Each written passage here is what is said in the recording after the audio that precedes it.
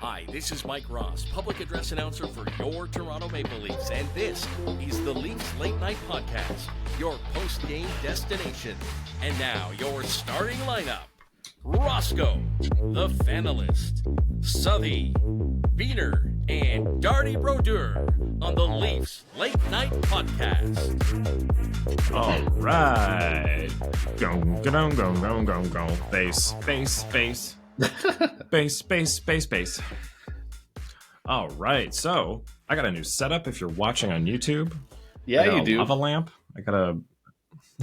I brought my little John Tavares plushie up close. I've got so many things back here. I'm going to rotate through what's featured in the forefront. So it's a bit of a desk setup, but I wanted to feel more like a late night host. You know, I wanted to feel like I've got the desk. That's what I wanted. I wanted to sit here it's and be me like late 90s Conan vibe type of thing.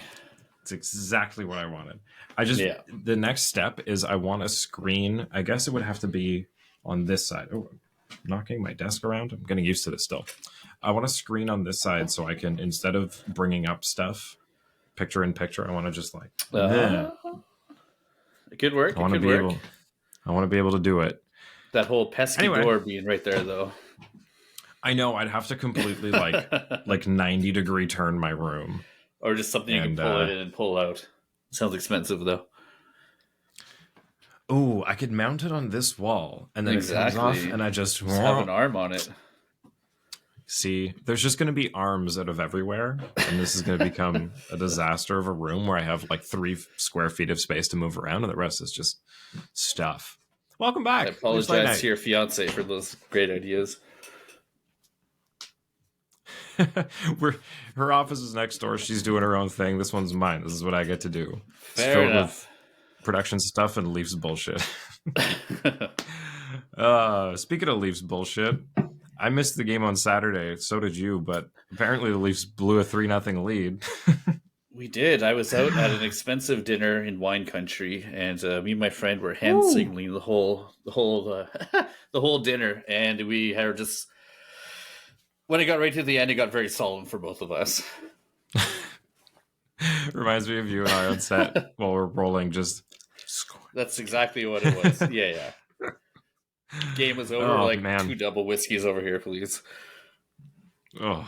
I was in Toronto actually at a show that a friend of ours was in, and it was 3-0 while I was in line, or maybe 4-1 or something. And then I went in, finished the show. It was like 90 minutes, and then they were doing a Q&A period after. So a couple people were checking their phones during the little in between.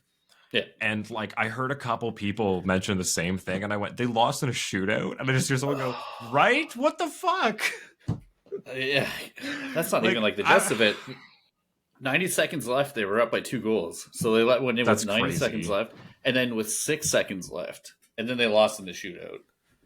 Yeah, I saw the the only replay I saw was that Carolina pulled the goalie and I didn't even look at the replays. I wanted nothing to do with that game. I was having a great weekend, and I did need that on my conscience. It's funny. I didn't actually see the replay of the goal. I saw the replay of the bench because what was going around was the reaction from the Hurricanes bench when they scored. They're all and then probably hurt more than the goal. Yeah, I had to watch it back a second time because the first time I was watching Carolina because I didn't know what was going on because I didn't see the game. The second time I'm like, I want to see how the Leafs reacted, and it's just a bunch of heads. Just fuck. Jesus Christ. At least you're angry. But and like this is like to a team like Carolina, not someone like Buffalo or fucking Ottawa. Yeah, I mean Carolina, we've all been kind of scared. They loaded up and they're looking dangerous. I mean, I watched them the next day. They came to Ottawa and they were tied like 2-2 going into the third, and then they just pumped 5 goals into Ottawa and just kicked the shit out of them. So that seems to be their little back pocket play. Is in the third, just let go. I mean, adding Gensel and Kuznetsov, like, get out of here. Yeah, they can roll such an annoying team. Yeah, but alas, moving on. The Flyers get a rematch against the Leafs. Another one in Philly. I don't understand the scheduling, but whatever. Not a great puck luck game for the Leafs as one goes in right off the start of the game and then right off the start of the second. It's like it's just when you know it's a game of momentum, how do you recover from those, man? This is really tough. I mean, Like you if you get have scored to, on in the but first minute of the period or the last minute of the period, that's always really tough to swallow. It's huge for the team who can do it. But Flyers have played for their lives right now. They benched their captain that game, so like players got a message. It's do or die type of thing. They had to come out and they really answered the bell. And to your point, the Leafs hit 5 or 6 posts. Full disclosure, I really didn't see too much of this game, yeah. but it sounds like the Flyers did what they had to do. There were a lot of posts on both sides. I think it ended up being like 6-4 or something for both teams. Was it Like, really? I've never seen. It was That's insane. absurd. Like they were just running the count up. Like I've never seen this many posts hit. And there was another one that just like literally stopped on the line after a post and nobody could find it. Like, oh, it was They brutal. were like not like just like off the side of a post. Like when Nylander was in, and like he had an open net, he just clearly hit the post dead on his backhand. Matthews hit the post just clean dead on too. It wasn't like sometimes you hit the post on the side and it'll go off, but these were like very very good chances. Oh yeah, it was like beat the goalie and the post saved the day. Yeah. Like Yeah. a couple inches in, and yeah. Oh man, but there was a lot of talk around the benching of the Capitano of the Flyers. There back-to-back games now. Torts has benched Couturier, and some players have spoken out saying that it's old dinosaur shit to bench your coach or your captain like this. But to a lot of people's response and credit, Torts is doing what he does and squeezing victories out of nothing, and this team should be nowhere near the playoffs. So I feel like Dubinsky actually came out this. He was calling Torts out about this, but this is what Torts does. These guys are in the middle, in like the heat dead of a playoff race right now, and they bench their captain 2 games in a row. Worked once, didn't work the other time, but that's what he's going to do. And if you're not playing the way he wants you to play, everyone's up for it. Like he doesn't play favorites. Well, and especially when you've got kind of an older and younger guard with the team, and it's putting the pressure on to show that, like, look, there's guys that are coming for your job. Don't make them give me a reason to give it to them earlier. Yeah. Like, don't play yourself out of your own job. Like, I'm reminding you that there's people waiting for this. True. I can kind of get behind it, maybe like for one game, but for 2 in a row, that's a tough sell to everybody in the room as well. Like, I'd rather you pull him aside in practice and be like, hey, man, I'm going to play you 20 minutes no matter what the fuck happens here. You're my guy. I'm going to run with you. And maybe that's more of like a motivator than actually pulling the guy for 2 games. 1, I can understand, but 2, that's tough. Yeah, I can see that. Like, 2, you get into the space of sending a message to the rest of the team that it doesn't really matter. What are you seeing this thumbs down thing? Did you just thumbs down me? I didn't do that. I don't know how this is happening. There's a reaction thing on that's with the new did Apple, Riverside just update? Thumbs down my take? No, I don't know how I'm doing these. If it's like a can I make it to a thumbs up? No, it didn't seem anything like that. I don't know. If it's listening to me and doing it off that, it's fucking scary. This is so scary. Anyway, what I was saying is, like, you could figure that out. The message you send is that it doesn't matter who you are. No one's job is safe, and if you play off for one night, it doesn't matter, right? Like you can't win any favor. What you did 2 weeks ago doesn't matter. What you did last night's the only thing that matters. And I can see both sides of that. It's not a great message to send to your young guys, though. No, it's really not. And it's not a great message to send to your vets either, too. Like, if you have one bad game, like, am I going to be sad for this all of a sudden? Like, that's going to weigh on me for the next game. Like I said, one game, I get it. You're sending the message to your team, but 2 games, especially for your captain, like, that's just a bit excessive. So how, you said they lost. How did the next game turn out? Okay, well, overtime against the Hurricanes. So, I mean, still, like, they're clawing at this spot.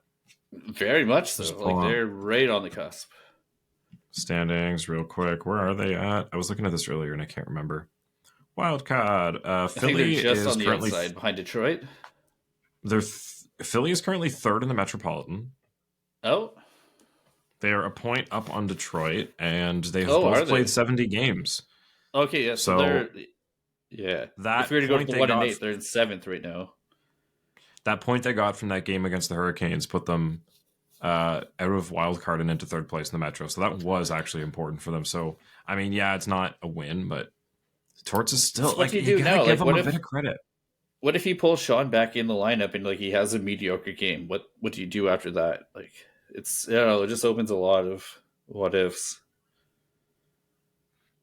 I mean, I think at a certain point, management steps in and is like, "Look, you can't just not play your captain. If there's a You problem, think we Daniel can Barrero's talk going to about do it." that? I feel like he's scared to death of Tortorella. But I mean, somebody's got to say something. But I don't know. We'll have to see. Who do they play? Who do the Flyers play next? So they got 79 points. So they're 1 point between Washington, Detroit. That's a pretty good race. That's a nice race. Bro, their next 3 games are Boston, Florida, and the Rangers. That sucks. You're playing Couturier for those for sure. They do have okay. So They got a game here's in the hand thing. here. The rest of their season: Montreal, Chicago, Islanders, Sabres, Blue Jackets, Montreal, Rangers, New Jersey, Washington. So I would say they've got about a 50-50, if not maybe 60-40 split of like bad teams to good teams. So they have a shot, man, of holding on to this. And look, I would be interested to see just a new team in the playoffs, you know? The Lightning, their schedule going forward is not... Actually, it is pretty easy. I lied. Well, they got the Kings, they got the Ducks, but they got the Bruins and Islanders as well, too. Oh, they've got a pretty easy schedule, though. They're the team I would look at, Sabres, too, like Blue who Jackets. maybe would not make it. Yeah, although they do have 3 points and like 4 points on Detroit, so that's quite a bit. It's crazy every time I look at the standings and see. It's crazy when I look at the standings and see where Tampa and Vegas are, because I just kind of assume without watching every day that they're doing okay. But every time I see that they're in a wild card spot, I'm like, oh. Especially like because you immediately fall back to like Vasilevsky's the best goaltender in the world. Kuch is having a heart type season, but yeah, they're 3 points out of a wild card right now. Vasilevsky's been mediocre this year. He's been super average this year. I've had him in fantasy. Yeah, so you average, would know. Not mediocre. I would say mediocre for his standards, though. They're an old team. They're an old tired team. They are. Like the Washington Capitals, but my God, there's still a couple little fucking shots left in the tank there. Look at Ovechkin. He looked like for the first 60% of this year, he looked old, weathered, and then he's come alive since then. Yeah, it was funny. I see him standing in his spot, you know, like he always does. And it's like, it's 2024. It's March. This fucker's been doing this for like 17 years. 10 seconds goes by. I'm like, is this actually going to happen? Pass it to him, clean. It's fucking in. I'm like, what? How? How do we keep letting him get away with it? Everybody knew it was unbelievable. Happening. And like to his credit, that one he blasted by Wall, it just went right over his shoulder. Like he tried to lift his shoulder up, but like his accuracy, it's not like even the hardest one-timer ever. It's pretty hard.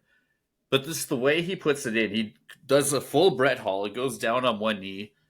It's incredible. Incredible.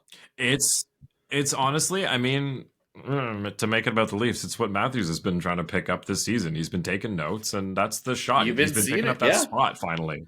For sure. Speaking of the Caps and Hurricanes, though, did you see the score today? Caps just beat them 7-6 in a shootout.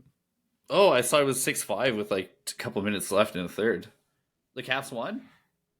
Caps won 7-6 shootout. Because of this fucking podcast, I have not been able to check on my parlays. For which I've got a great deal of them going right now. Oh, buddy. Sebastian Aho and Sonny Milano on each side with a hat trick, by the way.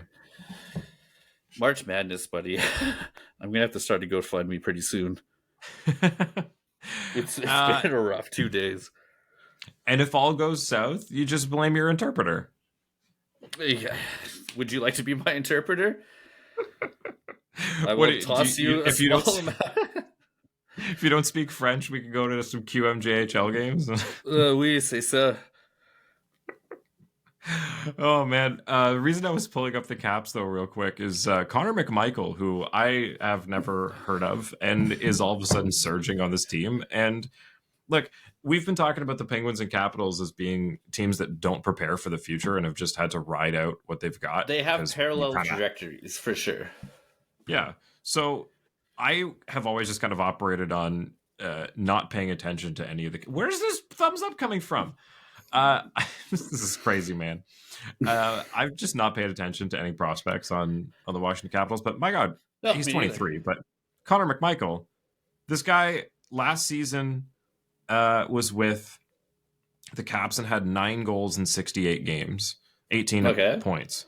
This year, 16 goals, 14 assists, 30 points. Nice. What a jump up. Dude was with the Hershey Bears, like, for most of last year. He only played last year he only played 6 games with the Caps. It was 2 years ago he had 18 points. It's funny, because if you're to look at both lineups between the Caps and the Pens, I would probably take the Pens just on paper. But the way the Caps have been playing, infinitely better than the Penguins. Yeah, it's pretty impressive. I mean, yeah, to talk about the Leaf game, they kind of ran away with that one in the third period. But yeah, they kicked the shit out of that game. Like the Caps were on a huge road swing before that. I think this is the first home game, and like it was a lot of games, anyways. So maybe I don't know if they had the home nerves or whatever, but the Leafs just beat the shit out of them. Yeah, and I mean Lindgren's been good this season, and they made him look bad. Holy, yeah, they had no like, they were not pulling that guy, no matter if they scored 10 goals. No, not many. Matthews gets the deuce. We had a hat trick for a split second. He got the deuce. His first goal is important, I think, because of what happened against the Flyers. They reversed the roles there, right? He scored in the first 15 seconds, which was what happened the previous game against the Leafs. You're right. Thank you. I missed that. Perfect. Flipping the script, of course. Yes. What I was going to say was that fucking Bertuzzi on his... Like, did you see the replay when Matthews there. Was on? There was a shot of Matthews on the bench, and he was like looking up at the jumbotron. He's like, "For fuck's sakes!" Like, just saw how take a stride or something. Like, he was so pissed without being super pissed. That's just exactly. That's just a dude. Pay attention. All you had to do was pay attention. You would have seen that Domi and Matthews had to slow up. Everyone said it. Just ride the line for a sec. Just slow up a sec. Any 10-year-old hockey player knows that. But, you can't really get mad at Bertuzzi. Just the way he's been playing lately. It's the one little fault in his game. He's full throttle. Super sick, too. Apparently, he's not playing tomorrow, so. Yeah. This whole every day I get an update. I have him and Marner in 2 different leagues, and I get updates. Have his first shift until 10 minutes into the game. Yeah, and they had an ice time tracker going, and it was at 3 minutes halfway through the second period. He was really just getting out there and then hopping back on the bench. So the fact that he was even on for 2 of those goals is good for him. Sorry to break your track. Actually, what you're saying about Matthews though. No, I want to now bring up Leafs ice time from that game because I want to see what Bertuzzi ended up actually You playing. can tell, he was just he wasn't himself. He wasn't as chippy in the corners. He was between shifts. You could tell he was stretching out a lot. Something was going on with him for sure. Which begs the question, why are you playing him right now? We're fairly locked in the third. Just give him a fucking rest. You could have rested until Saturday. Yeah. Well, from the sound of it, it seems like for the last couple, I'd say 3-4 weeks, everybody's just been playing at 80% at the most. It's whoever isn't throwing up is on the ice. Whoever can get out of bed is on the ice. So it seems like if they could give any of these guys a break, there's nobody to tap in. Fair enough. I mean, I'm just pulling from what we've been led to believe, but... where's this? Why am I here? Yeah, because you already had Gregor in the game and stuff too, so yeah.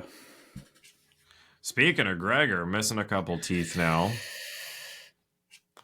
Oh, yeah. What a dummy play by Wills. He was super heated earlier in the game. You can tell he was just like starting to boil over. And then that play happened and he just snapped for a second. Let his stick go, took out a couple inches of Gregor's teeth, and as soon as it happened, gave him a nice hug from behind. He's like, "I'm sorry, buddy. I had a mental lapse. I blacked out." And apparently Gregor said he's lost those teeth already, so he doesn't feel anything. He's like, they're dead anyway, They're dead. Don't worry. Like, oh, buddy, that sucks. What other sport? So Bertuzzi clocked in at 14 minutes, 19 seconds. So only low more for than, him, like, but Holmberg and Robertson. How does Robertson come out with like less minutes? Oh, whatever. Because they don't play him. They don't play him. For better or worse, some games like they still play him. But yeah, I loved all the memes that came out of like, you know, Bertuzzi being the older sibling that's like, no, don't tell mom, shh, quiet, don't cry. Just immediate regret, like punched his little brother and then was like, oh fuck, I hurt him. I didn't mean to do that. Like, shit. It's you give him a nice little it's hug Tom from Wilson. behind, We know what he's capable of, but that was. I actually feel like he probably didn't mean to do that. He just lost it for a second, and that's his nature, is to be a piece of shit. So he let his arm go, and once it hit his teeth, he's like, "Oh fuck!" Like I honestly didn't mean to do that. And 6 games, he's gonna sit for a long time for that, man. That's no joke. It's the most dangerous, careless, stupid, like accidental play I've seen. Like just somebody who is showing that they have no regard for the stick they're holding and their body and their strength and just no control over like their emotions. Yeah, just somebody who, when they get mad, they'll just like flip a table, just like you might see someone like hit like the shin pads or even an ankle or something, but to go right for the mouth, that's and it's like he saw blood and just kind of threw his arm. That's exactly what it was. And as soon as it happened, he's like, "Oh, what have I done?" So I think if anyone else had done that, considering like Gregor didn't go down, there was no real injury, I would say 1 to 3 games maybe. But since he has such a track record, like 6 games actually seems appropriate for him. 6 and like suspension. Let's not kid ourselves right now. 6 games is extremely important to the Caps right now. They are in a vicious fight for a playoff spot. Yeah, I mean, when you only have 12 games left, that's literally half the rest of the season. So he's a hugely important player for them. Where are the Caps sitting? I should just keep the standings open. They're right in there. Go. Caps are 1 point behind Detroit. Caps are 77, 78, and then 79 for the Flyers. Shit, bye. And they have one game in hand on both of them. Fuck. Yeah, this is sweet. That's a big sussy, man. That's half the games they have left almost. Yep. And it's man. Can you imagine being the Bruins and literally not knowing who you're going to play in the playoffs until like the last game? How interesting would that be? I mean, I feel like that's how it used to always be, but yeah. Yeah. Now we know we're playing the Panthers, I think, at this point. We've known for quite a while. It's either them or Boston, depending if we go out like on a massive heater or something, but yeah, because it's 7 points between Florida and Toronto and 7 points between Toronto that's not gonna and happen. No way. Tampa just won, so it's 5 points between Toronto and Tampa. Yeah, let's keep them behind us. Yeah, still have a game in hand on them too. True. So 2 games, Leafs, I think. Oh no, 1. Sorry. Yeah, I thought the same, but I think their game just ended, so everything updated. Yeah. So we got Oilers, Hurricanes, Devils, Capitals again, fucking Panthers. It's a hard schedule for the rest of the year. That's a tough schedule. I'm kind of glad that it's not a coasty coast, like, because it seems like there's no way that the Leafs can lose their playoff spot, I guess. I'd rather them be ready, but Oilers, Hurricanes, Devils, Capitals, Sabres. I mean, Yeah. Oilers, Hurricanes, they're locked in playoffs. They're not playing for their lives. Devils, I think they're out of it, so they might not be either. Capitals will be a very tough game. Anytime you play the Sabres, they're fucking so annoying to play against. You've got 2 games against Tampa, 2 games against Florida, 1 against Detroit. The 2 games against Florida is very interesting because especially if you're going to run into them in the first round, like you're very familiar with each other at this point. Yeah, and I know there's a lot of benching of players at that point, but there's still going to be messages sent, right? You're still going to be starting fights that are going to be followed up on in 2 weeks, right? Like, they're even the most if it's hated team in the league. A bunch of third and fourth line guys out there. Yeah. You don't think that they're going to try and send out messages? Everybody. Yeah. Yeah, they're going to play those a nasty game for watch. Sure. Those games are going to be like, they're going to be messy. I totally forgot. Speaking of sending messages, Wayne Simmons retired officially. Oh, did he? Yeah. You can't bring him up in the lineup just yesterday or the day before. He will not be signing for the playoffs. 4 days ago, yeah. Good for him. So I think he signed with the Flyers for the day. I love to hear that. That was my favorite Simmons, when he was with the Flyers. So I guess it was right before the game against the Leafs then. Cool. He was on the panel at TSN, I think. I was watching one game not too long ago. Nice. Yeah, I mean... Or what? Like, maybe it's trade deadline, actually. Something like that, anyways. How old's this guy? 35? Yeah. You know what? Take your money. Go. Yeah, for sure, man. Good career. Yeah. Kudos. I want to talk some proposed rules. Let's do it. So I've got both from NHL.com and from Elliot Friedman's tweet thread here. So I'm going to go through Friedman's tweets because they're a little more... they explain things better, I'll say. The wording is for people instead of lawyers. Okay, I'm going to let you talk for 1 minute. I got to check some quick scores. Okay. So first up, we've got 63.A4. Adding goalie to the list of players who can get a penalty for intentionally dislodging the net. I feel like this one, it kind of is going to be unanimous. Like, I thought this would already be a penalty. Hasn't already been a penalty, like for like a delay game in a very, very obvious cases? Yeah, because we've seen there was that goalie who threw the net off. I think it was like an automatic penalty shot or something if you throw it off. But yeah, if you're pulling a Matt Murray like he used to do, where he'd kick the net off, yeah, I think they're going to start getting called for that. So that's interesting. Speaking of Matt Murray, he's taking the ice again. Practice. Yeah. What happened? Tell us. Wisconsin, a minus 250 favorite, is down 14 points right now in the first quarter. Oh! Just blowing up my parlay, costing me hundreds of dollars. No. Let me get that out of my system. I have them on 2 parlays, of course, because I'm a fucking idiot and degenerate. So let's continue.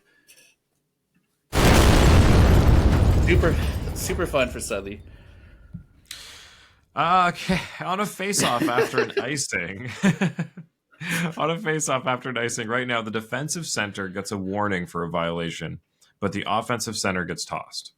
So when you see them get tossed from the face-off, after an icing, the offensive team does not get a warning before getting tossed. They would like to add a warning for them.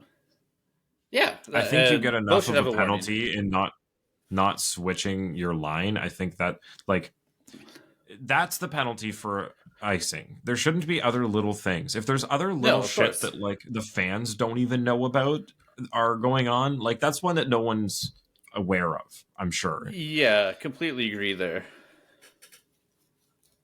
If a goalie is pulled... Yeah. If a goalie's pulled because not to mention, by like, concussion sometimes spotter, the ref is like shitty on dropping the puck, so like it's not always on the players. Sometimes it's actually on the refs too. So, oh my god! And the amount of times that I see Tavares get tossed from the playoff circle on icings, now it makes sense. Their timings are all different. Like, It's like, you really think this dude is Tavares of all people is going to have a violation of the playoff dot or the that's a terrible change? But if goalie is pulled by concussion spotter / injury, replacement gets a warm up. I think it's like 45 to 60 seconds. So they want to warm up for the goalies before tossing them in. Fair. Like a minute, whatever. Like they usually just stretch around anyways. If your goalie's getting pulled not by your own call as the coach, then you should be able to. So wait, like they get to have a player go like shoot on them or something?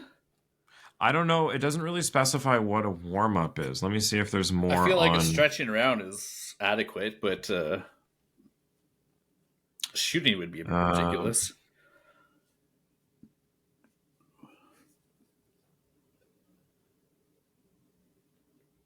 Yeah, no. Oh, here.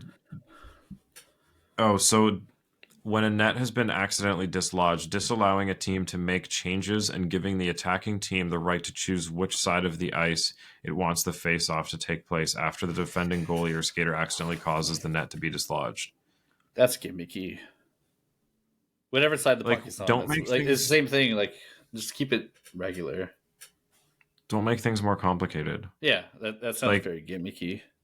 Adding all these metagame plays where it's like, oh, let's do this, and then we move it to the other side, and it's like, don't. And then if they whenever you do these things, you give people dumb galaxy brain ideas. Yeah, 100%. That's terrible. Yeah, garbage. These guys can barely keep up with the rule book we have. Don't make it more. It's hard enough. This game is so fast to referee. Like it's hard enough. What else we got? Face-offs after stoppages when goalie's mask comes off. When a stoppage is necessary because a goalie's mask falls off or he takes it off for whatever reason, the face-off should take place in the goalie's defensive zone. His team will not be permitted a line change, and the attacking team will be allowed to choose where they want the face-off. Tough one, because I agree that it should be in that team's defensive end, but the no line change. If the guy takes like a slap shot and his mask goes off, why should one team be penalized for that? Yeah, because it's so arbitrary, the wording too. Because it's like, he takes it off for whatever reason, or if it falls off. Yeah, like how often have you seen a goalie just pull their mask off to end play? That doesn't happen like almost ever. It's like, I don't like when they try to make a rule because one guy did one thing once. It happened one time, exactly. Yeah. Like I said, I completely agree with it being in their own zone, but the no line change, that seems a little harsh. New coach's challenge. If a penalty is called for puck over glass, they can ask for a video review to prove it did hit something. This is only for when a penalty is called. Cannot be used to call a penalty on another team. If you're wrong on this challenge, it's a 5-on-3. A 5-on-3. Woo. Steep. Yeah. So I guess when they call the penalty, you can say, hey, like if you know for sure your video guys catch, hey, that hit one of their sticks. That wasn't just us shooting it over. Yeah. So you can only challenge if a penalty's been called, right? Yeah. Yeah, I kind of like that. Because those are really bullshit penalties. That, I agree if we're going to start reviewing some of them, review all of them. Like, the next one falls into this category too. If we're going to fucking start reviewing a lot of stuff and slowing this game down, there has to be legitimate consequences for it. So a 5-on-4, agreed, 100%. A 5-on-3, like, that'll make you think twice. Yeah, exactly. Yeah, I like it. And the next one here in the same category, same for what is with these thumbs up?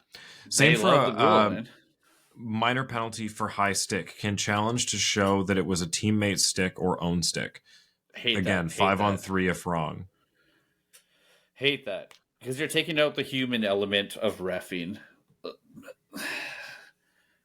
What are you going to start doing that for tripping and slashing too? Like, where do we draw the line? These are just suggestions. They have to go through a bunch of rounds. Fair enough. But there is a human element into reffing, and for the most part, as much as we shit on these guys, they do get it right. So let's leave it at that, I think, for the most part. Yeah. Where it gets tough is like you can't put video reviews back in the box, right? So when we start reviewing some things and you show everybody, oh, this is what happened, and you show all the fans, hey, this is how they made the wrong call, and there's nothing we can do about it. It's just either we accept that's part of it, or you accept it. It's that's not. What it is. You accept it. That's the human element of it. Then we should review less things if that's the case, in my opinion. Like, if it should just I be like more the of a human offside element. review. I like the goalie review, and if I'm perfectly honest, I wouldn't review more than that. Those are the two things that's it. Yeah, I'm okay with that. The offside one, I think there needs to be an asterisk on it where like you can't wait 2 minutes for the team to score a goal before you challenge if it's offside. That's a funny thing too, because like there's got to be a statute of limitations. How do you stop the play? If the one team is controlling the puck for 2 minutes and the other team can't stop it, like what do you do? Do you like? But I think that the idea, like... well, I think the idea is that the play has gone on long enough that like this. That's not true. Toronto can go offside and they can cycle the puck for an hour, like a minute and a half, and then bury a goal. Like, so how are you supposed to stop that? But I agree with you. Don't know. How do you like reverse a minute and a half of play? That's a very tough thing. Yeah, and we've seen it happen. We've seen entire minutes come back on the puck. I don't like the offside challenge, to be quite honest with you. I'm a big proponent of refs make mistakes, and that's you live with it. It's sometimes it goes your way, sometimes it doesn't. Okay. Next one. If a player refuses to play the puck off a high stick or a hand pass, the non-offending team, you could say the defending team, will get a face-off one zone better than where the play occurs. If it happens in the defensive zone, then the play will be in the neutral zone. Hate it. What? So, no. Just the whole point is that the play gets called dead, just reset. It's not like you gain yardage. Or if like you high stick it and it comes right to me and I wait and then another player comes and he touches it first, there's always like an interesting play that happens right there. So you're taking that away. I don't like that one very much at all. A lot of these things seem like they're going to slow the game down. Yeah. I don't like that. I don't like that either. I mean, goalie's getting a penalty for dislodging the net, sure. Especially if it's blatant, 100%. If it's blatant, but if we're going to start splitting hairs and reviewing and challenging, oh, was this a kicking motion? Did he mean, was he just pushing off of the post, or did he mean to dislodge it? Like, yeah, or he slid too hard. Like, it's one thing when they turn and push it off and you're Jordan Binnington and you're like, fuck this. It's another when you're Matt Murray and you're like making a play and you do a little, oh, oops. Like, oh, that's going to get messy. As much as I do think it should be there to discourage people from doing it, but it's just going to get messy with how you call it. I feel like a lot of this stuff is just taken away from what's happening on the ice and who's actually like officiating and playing on the ice. It is a very slippery slope. If you start doing high sticks, goalies knocking over pucks, you're going to start doing tripping, or you're going to start doing slashing. Like, where does it end?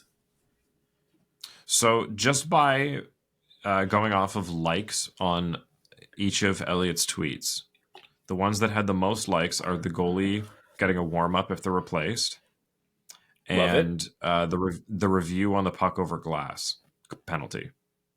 Yeah, because I think a lot of people since that's a newer penalty, a lot of I mean, I'm not trying to make a stereotype, but a lot of people that have been watching the game for a long time before that rule came in hate it. My dad especially hates that rule. So whenever it's called badly, it just is kind of insult to injury, where it's like, if you're going to have this rule, call it properly. Yeah. This is a rule that took me a little while to get used to as well, but I totally get it. Like, as someone who played hockey for a long time, you're dead ass tired. You know your boys are tired. You flip it out of the rink, and you just get a whistle. You get a line change. So I really, really get this rule. I actually quite agree with it at this point. But for, like you said, if it's off somebody, then it should be reviewed. Because the amount of times you see, like, you're behind your own net, you try to throw it along the glass, and there's another guy in front of you, and his stick hits yours, and it goes up and over, and they're like, oh, that's delay a game. It's like, you really think he was trying to put that over the glass? Like, but imagine if that wasn't a penalty. These guys would be flipping it over the glass all the time. It would happen several times a game. For sure. I don't think it shouldn't be a penalty. I'm saying I agree that we should be able to review it because there's a couple times that this gets called where it's like, come on. Yeah. Like, don't start. I like that they added the caveat, like you can't use this to call a penalty that's not there. Like you can't ask for a review. I like that. On, if it was on a called whistle penalty, to say, hey, that no, that was delay a game. That's very smart for sure. Yeah. Because it eliminates like 80% of these. Yeah, and again, it's a 5-on-3 if you get it wrong. So that's like you better be right if you're going to go for this. Yeah, that's like a steep consequence. I wish they would do that for offsides or any other review you do. Well, I was actually going to ask that. Like, do you think they should do 5-on-3 for all of these coaches challenges? I really do. You have like Charles, for example, like the guys who are on the review team, they're so fucking good. So if you get these wrong, I think there should be a consequence for it. Yeah, I guess the case is there's not many times now where you can review a penalty, right? Like, I don't think there are any. No, but like even like goaltender challenges or like the rare offside one. The only thing that they've added is if it's a major, you can review it, or a double minor, I think. Or if it's a major, like you can review it to reduce it. I think what they added last year or the year before was if you call a major penalty, you can the refs are allowed to review it to reduce it, but they can't increase one from a review. It only goes down. So that way, like sometimes they'll call the major just to be safe and then go to the review.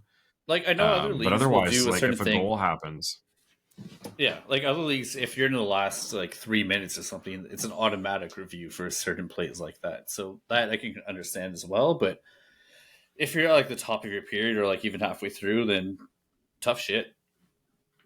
Yeah, I mean, it's like we talked about on the last one with the missed stoppage on that goal with the hand pass from Matthews, where it's like, you know, some things are reviewable to overturn a goal, but some aren't. And so I think should never have been reviewable. The call on the ice was made. Let's leave it up to the refs. Yeah, it's like I said before, a missed stoppage should be what it is. A missed stoppage. You missed it. Exactly. Moving on. Yeah. 100%. What was the other? There was something. Oh, yeah. Kind of hinted at it earlier, but if anyone isn't following, baseball got interesting. Oh my god. So the Dodgers spent $1 billion whole US dollars on 2 players. One of who has never pitched a game in the MLB and tried to and had 5 earned runs in 1 inning and got pulled. Like, oh, you don't need to watch a lot of baseball to know that's bad. That's pretty hard to do, yeah. That's horrible. I mean, obviously it's an adjustment, but like, it's just fun making fun of the team that spent a lot of money. I mean, we're talking about our $700 million player, his interpreter. Well, and then there's that whole thing. So if you missed it, Shohei Ohtani's interpreter was fired and accused of stealing $4.5 million from Shohei to cover his gambling debts. So many things have come out since that initial headline dropped. A lot of twists and turns in this story. Like ESPN went through and found bank transactions, like wire transfers that are public record that have Shohei Ohtani's name on it, transferring $500,000 twice to this guy's account. So, like, I mean, you can say it's theft, but he signed off on wire. Like, there's ways that could be theft, but it looks pretty bad. Even like one of the original stories was that like he was just giving him money to pay off his debt. Like, this guy's a degenerate gambler. Shohei's such a good dude. He wired him $4.5 million or whatever it was, and that quickly they disavowed that story. Lawyers said it was a massive theft, and here we are now. Yeah, and of course the problem with any story like this where we don't get all the facts is people start to speculate. I mean, I'm not going to get into it a ton, but there was a time earlier this year in hockey where you don't give people all the facts, they start speculating. And now it's, hey, did Shohei get this guy to cover for his own gambling? Like, people are going to run with this. Massive. I feel like this is a really, really big story. Like, he's entered his Pete Rose era so early. like that's a lot of money. Like he's got a lot of accountants. How does this chunk of change not get noticed up until this point? Like, oh, I had no idea this is happening. Like, are you for real? Like, and like you said, like the signing off on small amounts, it's like you don't steal $4.5 million in $500,000 chunks. Like, yeah, to do that unnoticeably, like the only time I can think of is like Dane Cook talked about how his brother, who was his manager, was like siphoning money off of him for years, and over like a decade took like yeah, a couple the $1 slow million. con. Like it's a long con to steal that money without somebody noticing. Like, they played a game like a day or two before there, where they were both in the dugout and they were best friends. Like they were interacting super happy. Like, yeah, it's just a super weird story. I'm not saying one thing or another because we don't know, but I just think it looks really bad for the major sports and being so close to all these betting companies, because like what happened with Shane Pinto, there was so much that didn't become public. No one really knows what happened. No, it does. Someone was using his account to place some bets, so we're going to suspend him for 41 games.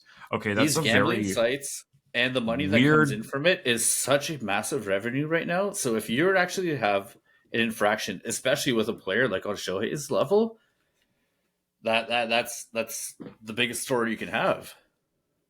Yeah, I mean, look, Shane Pinto's one thing. Shohei Ohtani is literally like the biggest name baseball has had since like the highest paid athlete of all time.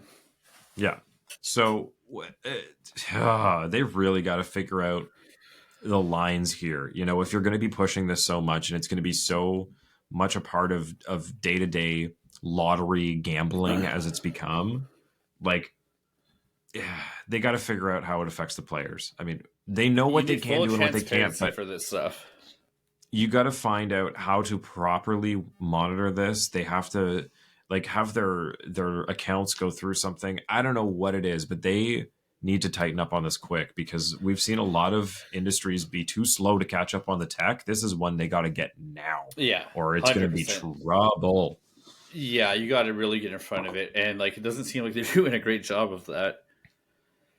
Well, I mean, look, I'm thinking all the way back to what was that, Operation Slapshot or whatever, or the whole like Phil Donahue thing with the NBA. No, wasn't it like Gretzky's? Janet had a big thing too when he was in Arizona. Yeah. Yeah, there was that big hockey. It wasn't like people betting on hockey. It was hockey people betting just on football. Yeah.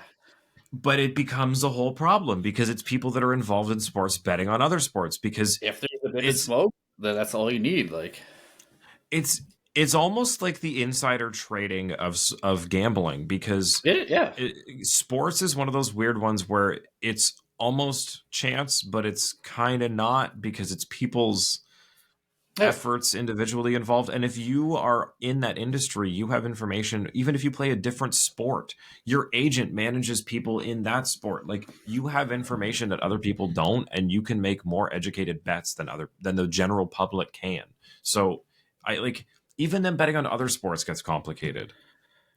And this is getting far away from the Shohei thing, but like this is the point, is like when you mix these things this closely, this is what happens. Yeah, there was like 2 NFL players a year or 2 ago who got suspended for a whole year for betting on something outside of NFL. So like, this has to be taken very seriously.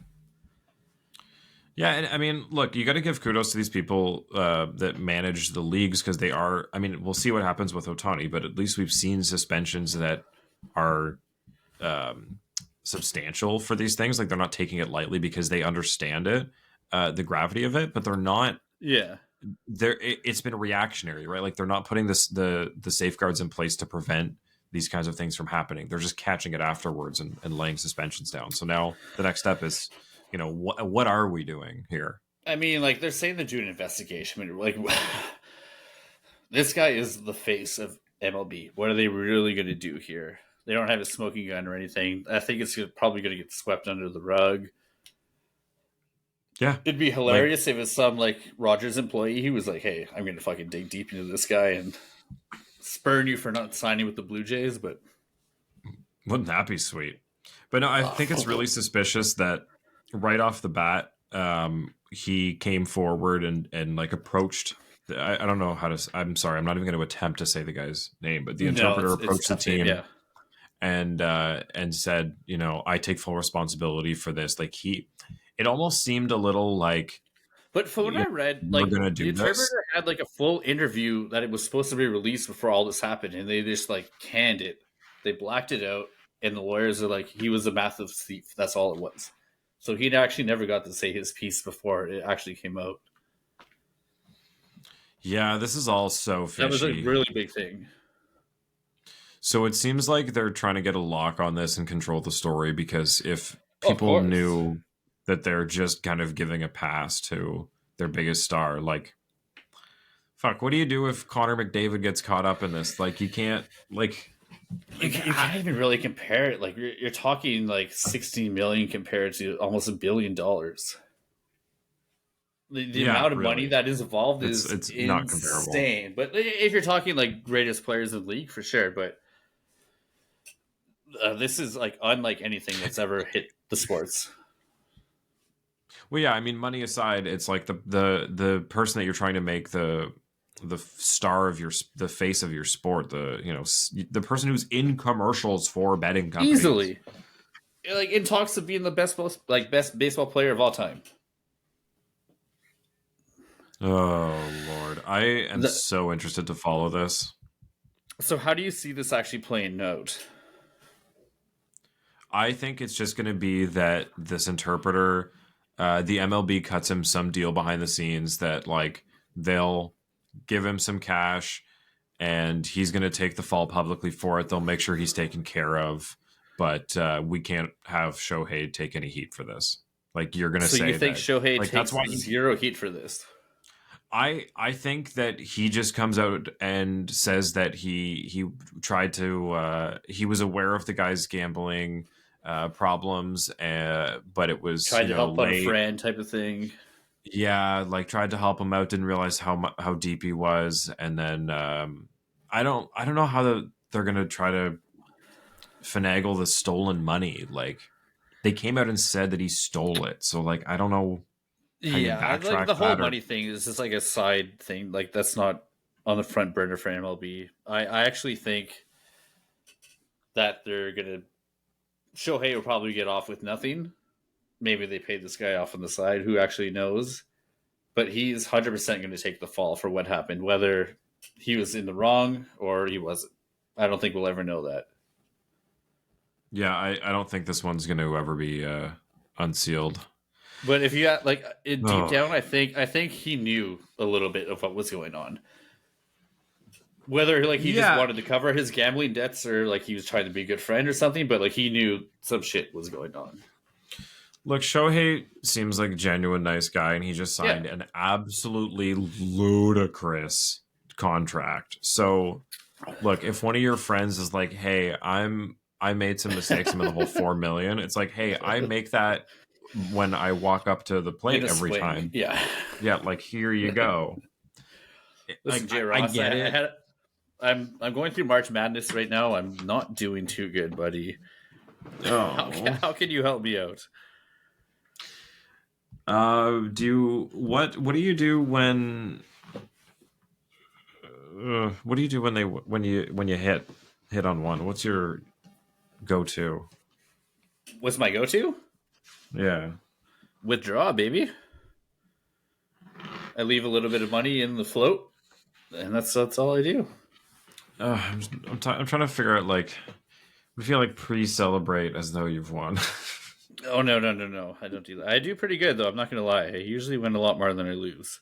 Although, March Madness, hardest sporting event of all time to bet on. Well, I was just saying today, I don't watch it, but for some reason I don't have basketball notifications turned on from TSN, but they send me March Madness every year. And all day it's just this seed upset, that seed upset. Like, I feel like all of March Madness, I mean, it's madness for a reason, is just top seeds losing. A lot of top seeds fucking losing, and not in a great way. Yeah, like Auburn today, 4th seed compared to Yale, 13th seed, lost. Kentucky was a 3rd seed yesterday. They lost. A couple other ones just fucked me. I am never betting on this goddamn event again.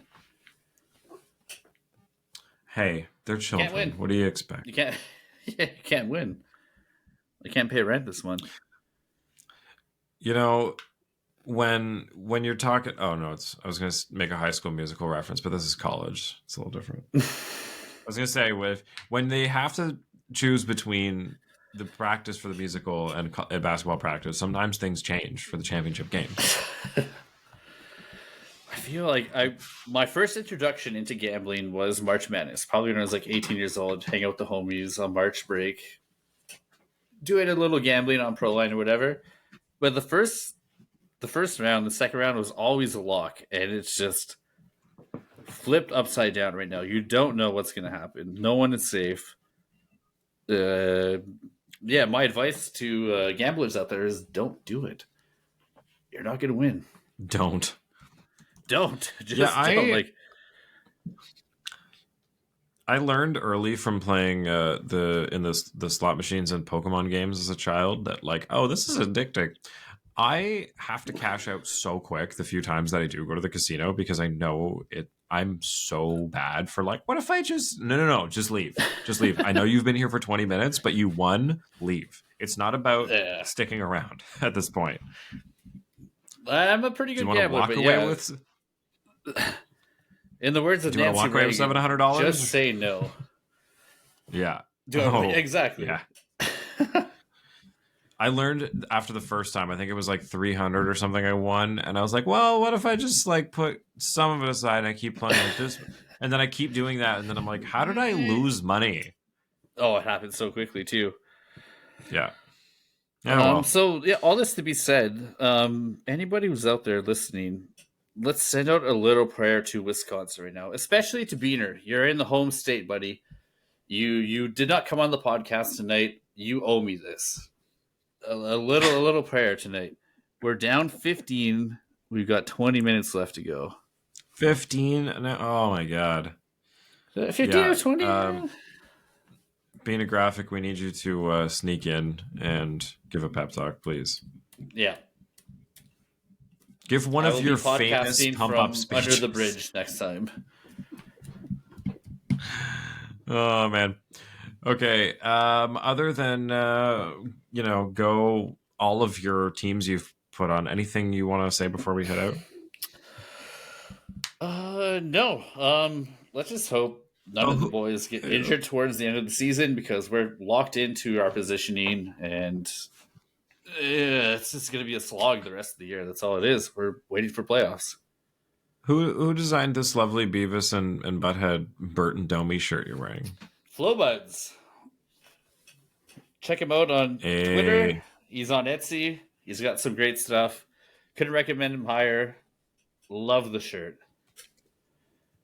Flowbuds? Okay, I will post.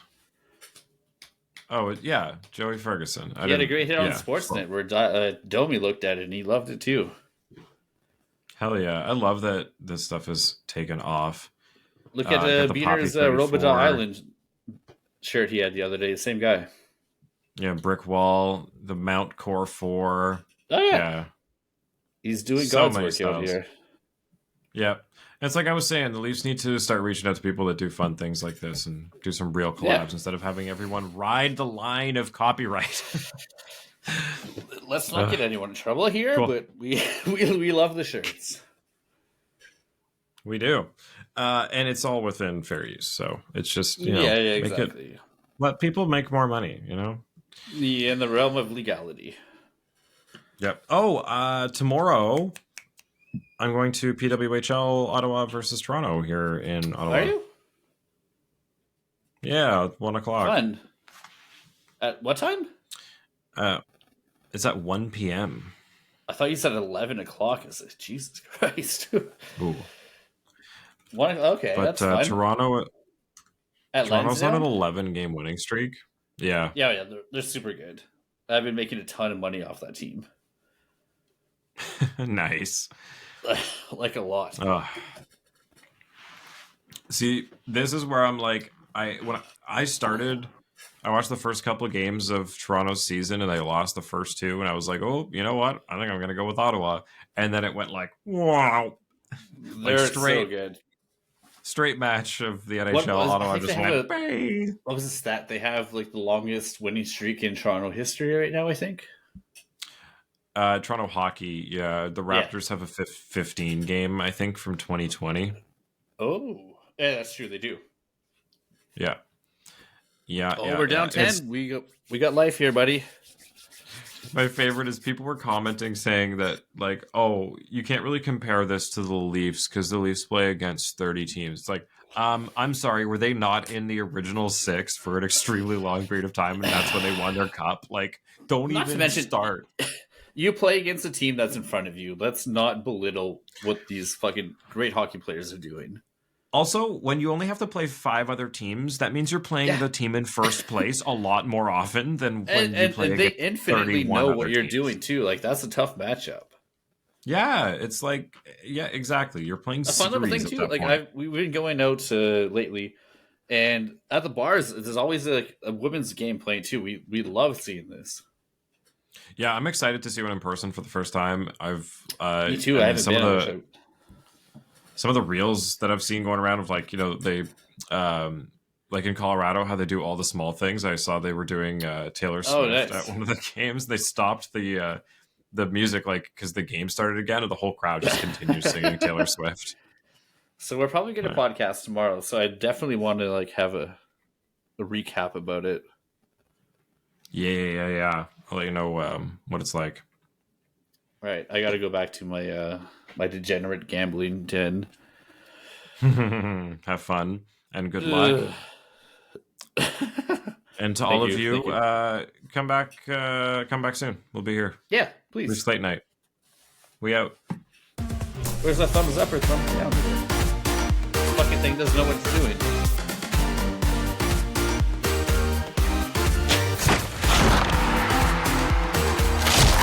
Follow us on Twitter and Instagram at Leafs Late Night, your night of post-game podcast. Available after every game on YouTube, Spotify, Apple Podcasts, Audible, and more. Oh, God, that weird, man. Oh.